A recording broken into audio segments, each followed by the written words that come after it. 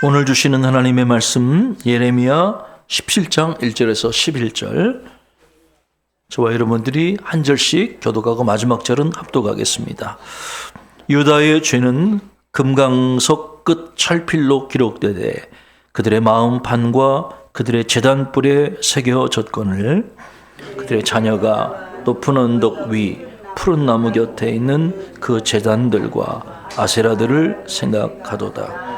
들에 있는 나의 산아, 내 온 영토의 죄로 말미암아 내가 내 재산과 내 모든 보물과 산당들로 도략을 당하게 하리니 내가 내게 준 내 기업에서 내 손을 뗄 것이며 또 내가 너로 하여금 너의 알지 못하는 땅에서 내 원수를 섬기게 하리니 이는 너희가 내 노를 맹렬하게 하여 영원히 타는 불을 일으켰음이라. 여호와께서 이와 같이 말씀하시니라. 무릇 사람을 믿으면 육신으로 그의 힘을 삼고 마음이 여호와에게서 떠난 그 사람은 저주를 받을 것이라. 그는 사막의 떨기나무 같아서 좋은 일이 오는 것을 보지 못하고 광야 간조한 곳 건건한 땅 사람이 살지 않는 땅에 살리라. 그러나 무릇 여호와를 의지하며 여호와를 의뢰하는 그 사람은 복을 받을 것이라. 그는 물가에 심어진 나무가 그 뿌리를 강변에 뻗치고 더위가 올지라도 두려워하지 아니하며 그 입이 청정하며 가무는 해에도 걱정이 없고 결실이 그치지 아니함 같으리라. 만물보다 거짓되고 심히 부패한 것은 마음이라 누가 능히 이를 알리오마는 나 여호와는 심장을 살피며 폐부를 시험하고 각각 그의 행위와 그의 행실대로 부응하나니. 같이 읽겠습니다. 불의로 치부하는 자는 자고새가 낳지 아니한 알을 품음 같아서 그의 중년에 그것이 떠나겠고 마침내 어리석은 자가 되리라. 아멘. 네덜란드 선교사님 가운데 아리 문츠 선교사님이라는 분이 계셔요. 그분이 선교지에서 사역할 때 조금 높은 지형에다가 학교 건물을 짓고 그곳에 올라가는 계단들을 이렇게 쭉 지었다고 합니다. 그곳에 올라가는 계단 입구에 한쪽 칸에 쓰레기장이 있는데 거기 현지인들이 그 쓰레기장에다가 잔뜩 우상들을 갖다가 그들이 섬기던 우상들을 갖다가 쓰레기통에다가 선교사님 옆에다가 갖다 버린다고 하는 거예요. 선교사님은 그것을 보면서 껄껄껄 웃으면서 이런 이야기를 했습니다. 이 사람들은 참 실용적입니다. 영험해 보이는 우상들을 슈퍼마켓에서 사다 놓고 거실 높은 곳에 모셔놓고 간절히 복을 달라고 기도합니다. 돈을 많이 벌어서 부자가 되게 해달라고 정성을 다해 우상에게 빌고 또 빕니다. 그런데 몇 날이 지나고 몇 달이 돼도 복이 오지 않으면 그들은 그 우상을 보자기에 싸서 여기 선교센터 옆에 쓰레기통에다 갖다 버립니다. 그리고는 다시 슈퍼마켓에 가서 더 비싼 돈을 주고 더 영험해 보이는 우상들을 또 사다가 자기 집 거실 중앙에다가 올려놓고 기도합니다. 그리고는 또 같은 일을 반복하는 거죠. 여러분 이야기를 듣고 뭘 느끼셔요? 우리가 하나님을 섬긴다고 하면서도 마음속에 이들과 다른 이들과 같은 우상을 섬긴다면 사실은 우리는 하나님을 섬기는 것이 아니죠. 우리의 배를 섬기고 우리의 욕심을 섬기는 것이라고 할 수가 있는 것이죠. 이기적인 마음으로 우리가 우상을 숭배하는 것, 하나님 기뻐하지 않는 일이라고 하는 것이죠. 우상만 바꿨을 뿐, 더 영험한 우상을 찾을 뿐이지만 실제로 살아계신 하나님을 섬기는 신앙은 아니라고 하는 것이죠. 오늘 본문 9절에서 예레미야가 이렇게 이야기합니다. 만물보다 거짓되고 심히 부패한 것은 마음이라 누가 능히 이를 알리오마는. 마음을 가리키는 단어가 있습니다. 레브라고 하는 단어예요. 레브. 마음이란 단어예요. 히브리어 단어가 레브입니다. 인간의 마음이 이 세상에 있는 그 어떤 것보다 심히 거짓되고 부패해 있다. 이렇게 성경은 지적하는 거죠. 여러분, 여기 인간의 마음이 심히 부패했다. 자, 이게 우리말 성경을 제가 찾아보니까 이렇게 번역을 했어요. 우리의 마음이 몹시 병들어 있다. 부패해 있다는 단어를 병들어 있다라고 우리말 성경에서는 번역을 하고 있어요. 부패하다는 단어가 어떻게 병들어 있다라고 번역이 되는가? 이게 가능한 이유가 이 부패했다라는 히브리어 단어가 잘 낫지 않는 병이나 질병, 상처 이런 것들을 가리키는 단어이기 때문에요. 또 부패하다라는 이 구절은 영적으로 자포자기한 마음의 상태를 나타내기도 하는 것이죠. 여러분, 우리 인간의 마음이 죄로 물들어 있다고 하는 거예요. 그 죄로 물들어 있어서 치료와 회복을 기대하기가 불가능한 수준에 우리가 처해 있다고 하는 것이죠. 그래서 1절에 보니까 하나님께서 유다 민족의 죄를 지적하실 때 1절에 그런 말씀이 있어요. 마음판에 그것을 기록하셨다. 우리 1절 한번 같이 보실까요? 1절 시작. 유다의 죄는 금강석 끝 철필로 기록되되 그들의 마음판과 그들의 제단뿔에 새겨졌거늘. 여기 보니까 하나님이 유다의 죄를 그들의 마음판에 철필로 분명하게 기록했다고 하는 거예요. 여러분, 마음을 가리키는 히브리어 단어가 레브라고 그랬잖아요. 근데 이 레브라고 하는 단어, 그것이 한 번 더 기록된 곳이 있습니다. 10절이죠. 10절에 이런 말씀이 있습니다. 나 여호와는 심장을 살피며 폐부를 시험하고 각각 그의 행위와 그의 행실대로 보응하나니. 자, 여기 보니까 하나님은 어떤 분이시라고요? 우리의 심장을 살핀다. 그리고 폐부를 시험한다. 여러분, 여기 폐부를 시험한다는 게 어떤 말일까요? 숨 쉬는 폐를 의미하는 게 아니라 여기서 폐부라는 단어는 생각을 가리키는 거예요. 하나님이 우리의 마음을 살피시고 우리의 생각을 판단하신다고 하는 거예요. 하나님 그런 분이셔요. 지금 하나님이 여러분의 마음을 살피고 계신 거예요. 예배하러 오신 우리 사랑하는 성도의 마음이 어떠한지를 하나님이 지금 살펴보고 계시고 여러분의 생각을 하나님이 판단하고 계시다고 하는 거예요. 하나님은 그런 분이셔요. 그런데 여기 나오는 이 심장이란 단어를, 이 단어도 똑같이 마음을 나타낼 때 사용된 레브라고 하는 단어가 사용됐어요. 여러분, 우리의 마음은 어디에 있는 겁니까? 머리? 우리의 마음은 어디에 있는 걸까요? 우리의 마음은 우리의 장기 중에서 심장에 있는 것 같아요. 왜냐하면 같은 단어거든요. 마음이란 단어하고 심장이란 단어가 같은 히브리어로 레브라는 단어가 같이 쓰인 거예요. 그래서 이 마음은 심장도 되고 심장이 마음도 되는 거예요. 이 세상 어떤 것보다 심히 거짓되고 부패한 것이 인간의 마음이라고 그랬잖아요. 그런데 하나님은 어디를 주목하여 보시느냐? 바로 부패한 우리의 마음을, 우리의 심장을 하나님이 주목하여 보신다고 하는 거예요. 여러분, 하나님은요, 우리의 행위를 보시기 이전에 우리의 마음의 상태, 마음의 동기를 보신다고 하는 거예요. 여러분, 죄가 어디서부터 들어옵니까? 여러분이 죄를 행동으로 옮기기 전에 죄가 어디서부터 들어오죠? 신이 부패한 곳. 바로 우리 마음으로부터 죄의 유혹이 온다고 하는 거예요.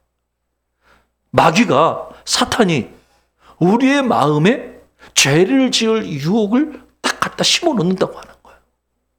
그래서 우리가 있잖아요. 영적으로 분별력을 갖는다는 것은 바로 그런 거예요.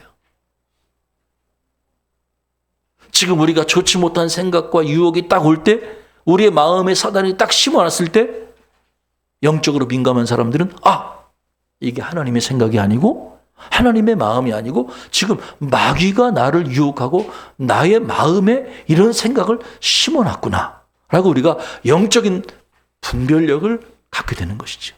여러분, 영적인 분별력이 참 중요한 이유는 우리가 영적인 분별력을 딱 가져야 하나님의 생각과 마귀의 생각을 구분할 수가 있다고 하는 거예요. 그러면 우리는 능히 성령의 능력 안에서 마귀의 생각들을 분별하고 차단하고 거절하고 하나님이 기뻐하시는 생각을 선택할 수가 있는 것이죠. 그 모든 일이 어디서 이루어지느냐? 우리의 마음에서부터 이루어진다고 하는 거예요. 그래서 하나님이 주목하여 보시는 게 우리의 마음이라고 하는 거예요. 여러분, 지금 여러분의 마음이 어떻습니까? 여러분의 마음에 지금 하나님이 주신 기쁨과 평안이 있나요? 마음의 행동으로 옮겨지고요. 그리고 하나님은 우리의 행동을 따라 우리에게 열매를 보상하시죠. 만약 우리가 선한 행위와 열매를 맺게 된다면 하나님은 우리에게 선한 보상을 해 주실 것이고, 만약 우리가 악한 행위와 악한 열매를 맺는다면 하나님도 우리에게 악한 보상을 해 주실 거라고 하는 거예요. 하나님이 우리의 마음을 주목해 보신다고 하는 거예요. 행동 이면에 있는 우리의 마음의 동기, 부패한 우리의 심장을 하나님이 우리를 주목하여 보신다고 하는 거예요. 그렇다면 우리가 어떻게 살아야겠습니까? 하나님이 우리의 마음을 살펴보시고 우리의 행위를 따라 우리에게 심판하시는 분이라면 여러분, 우리가 어떠한 삶을 살아야겠습니까? 첫째로 우리는 지혜로운 선택을 해야 한다고 하는 거예요. 저와 여러분은 지혜로운 선택을 해야 합니다. 자, 5절과 6절에 보면은 두 종류의 사람들이 세상에 존재한다고 되어 있죠. 5절, 6절 한번 같이 읽어보실까요? 여호와께서 이와 같이 말씀하시니라. 무릇 사람을 믿으며 육신으로 그의 힘을 삼고 마음이 여호와에게서 떠난 그 사람은 저주를 받을 것이라. 그는 사막의 떨기나무 같아서 좋은 일이 오는 것을 보지 못하고 광야, 간조한 곳, 건건한 땅, 사람이 살지 않는 땅에 살리라. 여러분, 사막 한가운데서 자라는 떨기나무를 생각해 보세요. 참 볼품이 없는 그런 나무예요. 사막 한가운데서 사는 떨기나무는요, 싱싱하지도 못하고 잎이 푸르지도 못해요. 이게요, 키도 작고 가시덤불과에 속하는 그런 나무예요. 가시덤불이라는 게 뭐예요? 불만 붙으면 훅 타버리는, 그 사막의 열대, 만약에 아주 뜨거운 기후가, 비도 오지 않고 뜨거운 바람이 계속 불어나면 말라 비틀어지거나 심지어는 그들의 마찰이 나서 훅 하고 불살라지기 쉬운, 그게 바로 가시덤불과에 속하는 바로 나무가 사막 한가운데서 자라는 떨기나무라고 하는 거예요. 운 좋게 아주 가끔 비라도 내리면 그 비를, 수분을 취해다가 간신히 생명을 지탱하는 비참한 나무, 바로 떨기나무라고 하는 거예요. 이파리도 부성하지 못하고 뾰족뾰족 가시가 돋은 그런 아주 메마른 가시떨기나무. 하나님 말씀하시기를 하나님을 의지하지 않고 사람을 의지하는 자의 삶이 바로 이처럼 사막의 떨기나무와 같은 비참한 인생을 살 것이라는 거예요. 좋은 일이 생겨도 보지 못하고 광야의 메마른 땅에 살면서 아무도 살지 않는, 거기 보니까 뭐 건건한 땅, 간조한 땅, 이게 뭐예요? 소금 땅에서 그렇게 거주하며 살게 될 것이라고 하는 거예요. 예레미야가 활동했던 유다 말기의 상황을 한번 제가 설명을 드릴까요? 유다 마지막 5 왕이 유다를 다스릴 때 예레미야는 예언 활동을 했습니다. 이 시기는요, 국제 정세가 변하고 있던 시기였죠. 강대국이었던 아수르가 쇠퇴하고 신흥 강대국이었던 바벨론 제국이 융숭하게 올라오던 시기였어요. 그리고 전통적인 강대국이었던 애굽도 있었죠. 그래서 아수르, 바벨론, 애굽 경쟁하고 있던 시기가 바로 예레미야가 활동하던 시대였고, 유다의 마지막 멸망 직전에 5 왕이 나라를 다스릴 때 상황이었던 것이죠. 이런 사회에서 유다 민족은요, 하나님을 의지하지 않고 강대국들 사이에서 외교적인 줄타기, 아슬아슬한 줄타기를 하면서 이렇게 나라를 유지해오고 있었다고 하는 것이죠. 주전 640년에 유다의 왕이 되었던 요시야 왕이 있습니다. 요시야 왕은 종교 개혁을 일으켰습니다만은, 그러나 그 당시에 요시야 왕이 나라를 다스릴 때는 이 전통적인 강대국이었던 애굽하고 쇠퇴해 가던 아수르가 손을 잡고 신흥 강대국이었던 바벨론과 맞서고 있던 그런 상황이었어요. 애굽 왕 느고가 바벨론과 전투하기 위해서 군사를 이끌고 이제 유다를 통과합니다. 유다의 왕이었던 요시야가 그 길을 가로막죠. 갈그미스로 향하고 있던 애굽 왕 느고를 가로막고, 그리고 그와 전투를 벌이게 되죠. 요시야 왕이 말이에요. 그리고 무깃도 골짜기라고 하는 곳에 거기서 전투하다가 적이 쏜 화살에 맞아서 전사하고 말게 됩니다. 유다 백성들은 요시야의 아들이었던 여호아하스를 왕에 삼습니다. 그런데 여러분,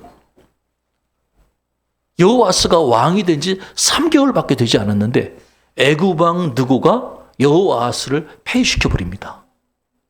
그리고 여호아하스의 형이었던 엘리야김이라고 하는 사람이 있는데, 그 엘리야김을 왕으로 세운 이후에 엘리야김의 이름을 여호야김이라고 바꿔주죠. 그리고 나라를 다스리게 하는 것이요. 그때가 주전 609년경이었습니다. 그래서 여호야김은요, 애굽 왕이 세운 어떻게 보면 꼭두각시 왕이었던 거예요. 그래서 집권 초기에 자기를 왕으로 세워줬던 애굽 왕에게 충성을 맹세하고 조공을 갖다 바치는 정책을 펼칠 수밖에 없었겠죠.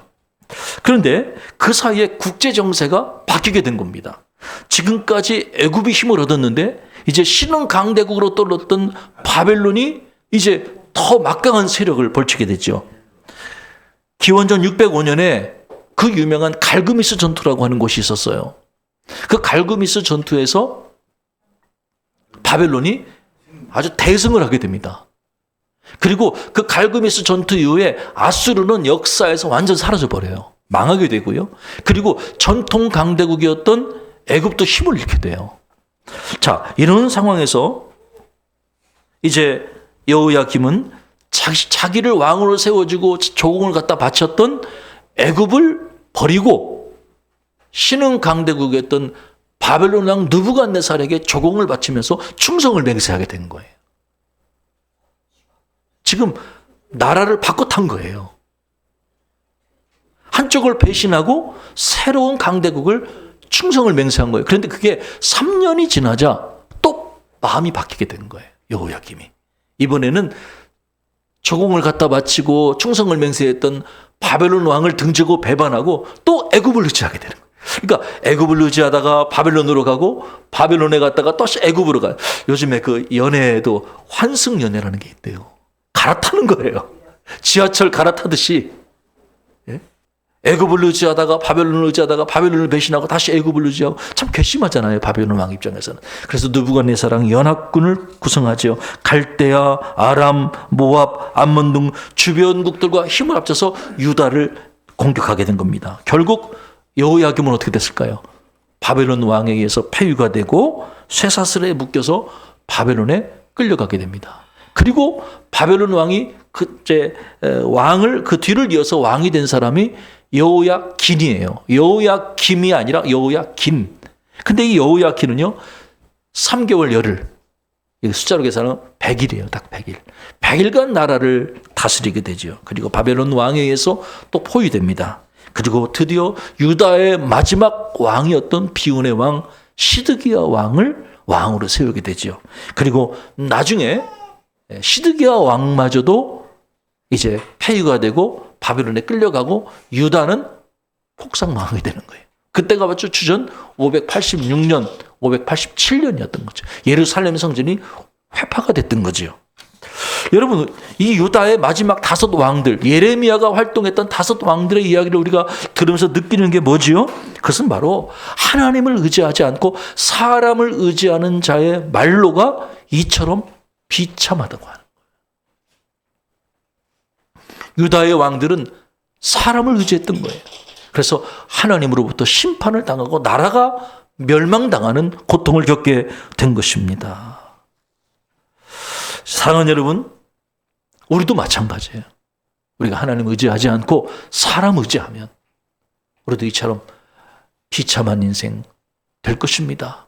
사막에서 자라는 떨기나무처럼 아주 소금 땅에서 고통을 겪으면서 살게 될 것이라는 거예요. 그러나 반대의 메시지가 있죠. 하나님을 의지하는 자는 어떻습니까? 하나님을 의지하는 자는 복을 받게 될 것입니다. 할렐루야.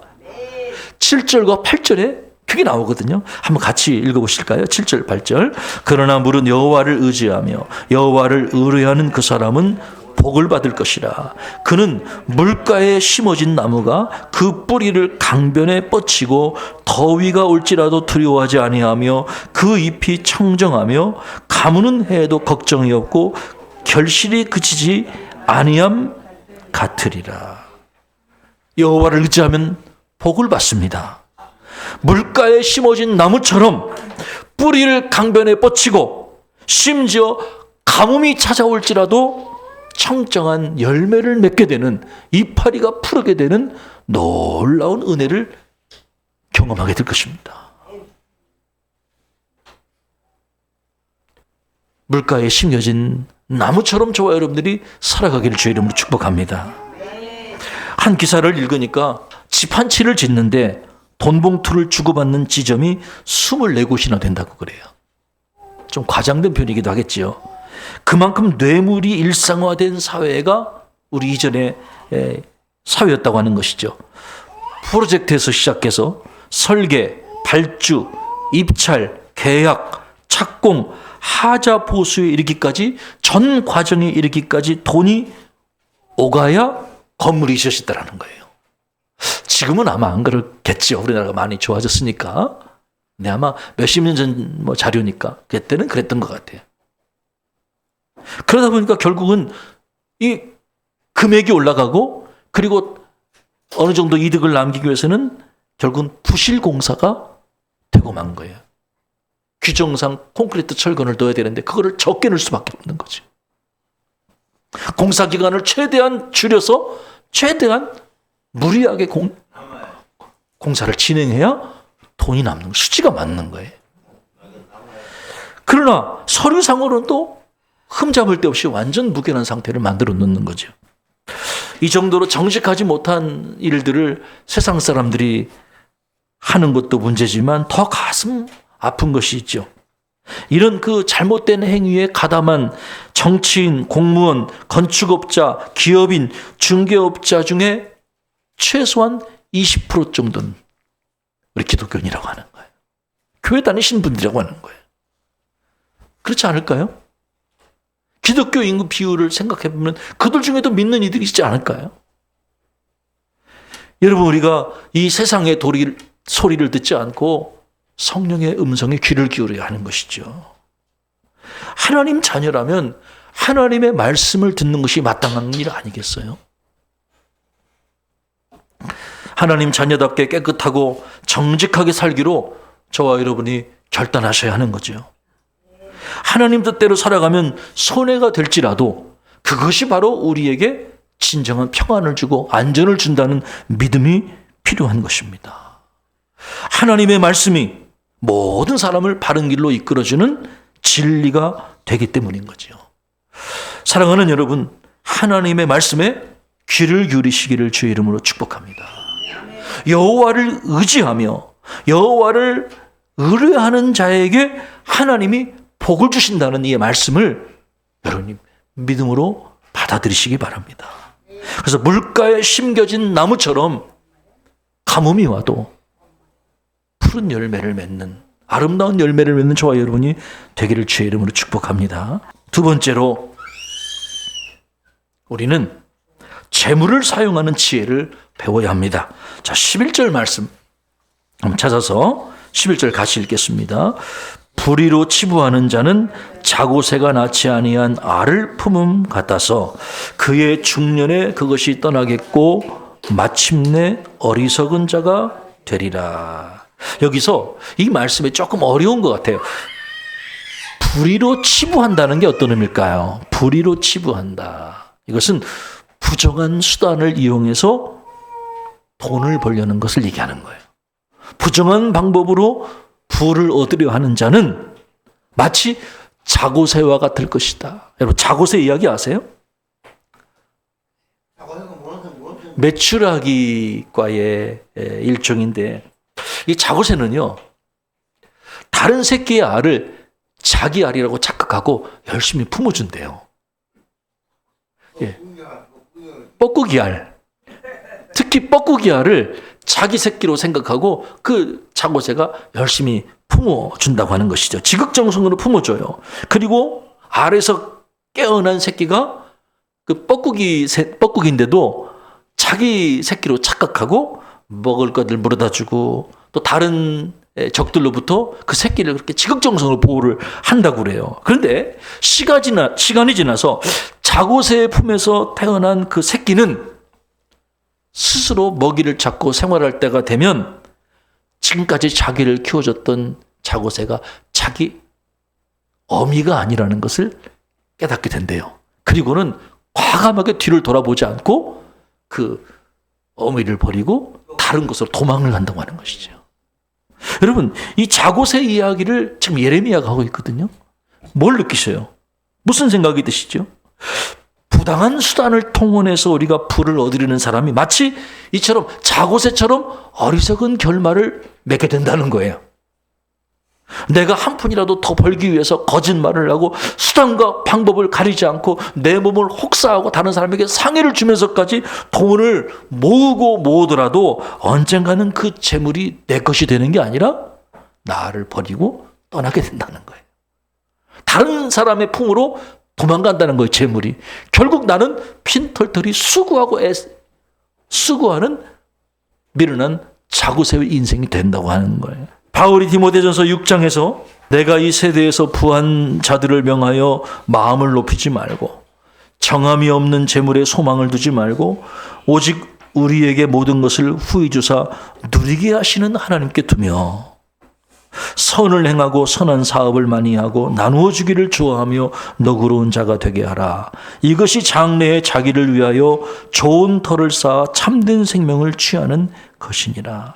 여러분, 이게 무슨 말이겠어요?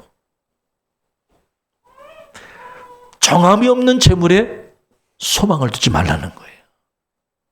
어디에 소망을 두라는 것입니까? 하나님께 두라는 거예요. 모든 것을 후히 주사 누리게 하시는 하나님께 소망을 두라는 거예요. 여러분, 하나님이 우리에게 주시는 복이 뭐냐면 누리게 하시는 복이에요. 물질의 욕심을 가진 사람은 누리지를 못하는 거예요. 하나님은 우리에게 후히 주사 누리게 하시는 하나님이라는 거예요. 사랑하는 여러분, 하나님께서 여러분에게 주신 것들을 크든 작든 누리는 은혜를 누리시길 주의 이름으로 축복합니다. 쌓아두는 것이 목적이 아니라 하나님이 주신 것을 누릴 수 있는 축복이 필요한 거죠. 그 누릴 수 있는 축복은 하나님께 소망을 둔 자들만이 가능하다고 하는 거예요. 하나님이 나에게 주신다고 하는 믿음을 가진 사람만이 감사하고 누릴 수가 있는 거예요. 욕심껏 쌓아두고 베풀지 않고 선한 사업에 힘쓰지 않으면 자고새처럼 험하고 미련한 인생이 된다고 하는 거예요. 그래서 우리가 하나님께 소망을 둔다는 건 뭐냐면 선한 사업에 힘쓰고 이웃과 나누어주는 삶을 실천하는 것이 바로 하나님께 소망을 두는 것이에요. 이게 장래 우리에게 좋은 터를 쌓아두는 계기가 될 것이라고 하는 거예요. 우리 주변에서 쉽게 만날 수 있는 본죽이라고 하는 기업이 있는데 그 대표 최복이 대표라는 분이 계신데 이분이 자기 어려운 시절 이야기를 했다고 그래요. 이분 이야기만 좀 소개해드리고 말씀을 좀 마치려고 합니다. 30대 초반에 이분이 순식물성 목욕용품 전문점을 사업을 시작해서 약 400곳의 체인점을 냈다고 그래요. 서초동에 서울의 그 땅값 비싼 곳에 사옥을 짓고 하남시에 물류창고를 마련하면서 잘 나가는 사업가가 돼서 강남에 좋은 고급 빌라를 구매할 정도로 아주 꽤 부자가 됐다고 그래요. 이른바 강남 8학군에 아이를 보내는 강남 스타일 엄마가 됐다고 그래요. 제법 살만해지니까 점차 타성에 젖어서 주일날만 교회 왔다 갔다 하는 썬데이 크리스찬, 명목상 그리스도인으로 변해갔죠. 하나님을 사랑하니 신앙에는 별 문제가 없다고 스스로를 위로하게 됐죠. 그런데 화려한 시절은 잠시였다고 그래요. 우리가 다 아는 그 IMF가 터지면서 수입업체였던 이 최복희 씨의 회사도 부도가 나서 날아가는 데는 몇 달 걸리지 않았다고 그래요. 한꺼번에 연쇄 부도자, 세금 체납자, 신용불량자가 됐습니다.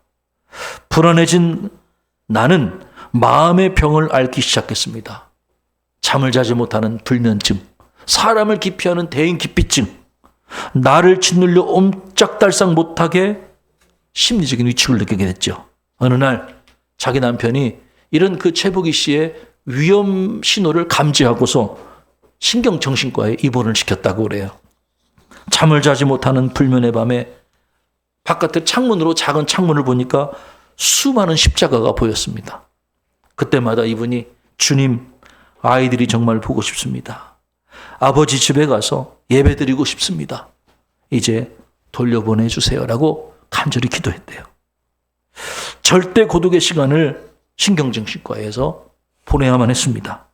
회복 후에 신경정신과에 입원했다고 하는 이력이 이분에게 낙인이 됐고 주변 사람들에게 좋지 못한 편견을 불러다 주게 됐다고 하는 것이죠.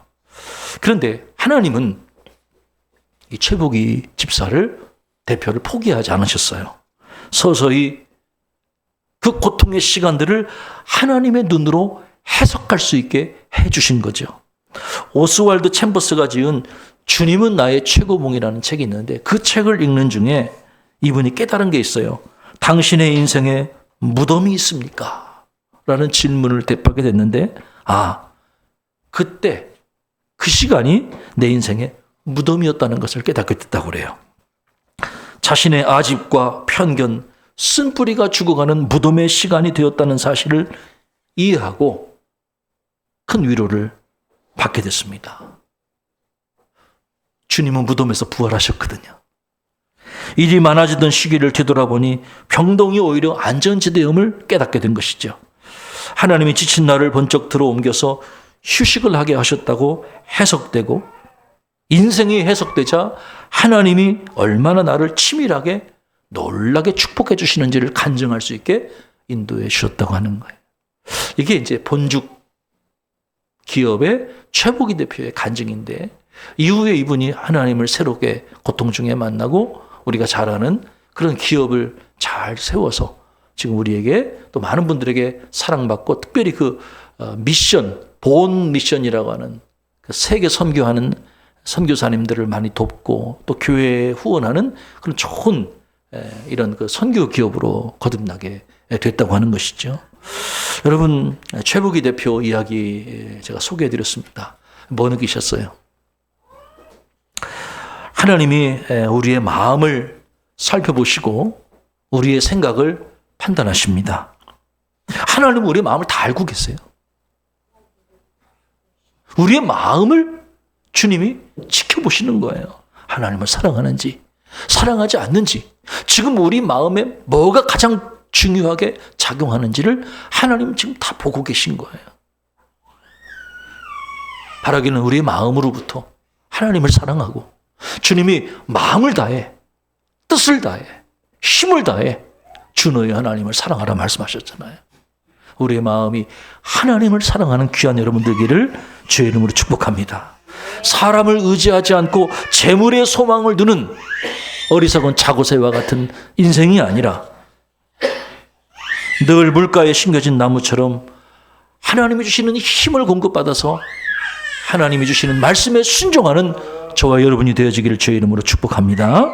그래서 하나님께 소망을 둔 인생으로 살아가셔서 저와 여러분이 선한 사업을 많이 하고 나누어 주기를 좋아하여 장래에 좋은 터를 쌓아두는 지혜자가 되기를 주의 이름으로 축복합니다.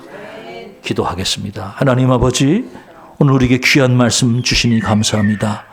우리가 사람에게 소망을 의지하고 재물에 소망을 둔 인생이 아니라 하나님께 소망을 두고 하나님을 의지하는 귀한 삶을 살아가게 하옵소서. 예수 그리스도의 이름으로 간절히 기도하옵나이다. 아멘.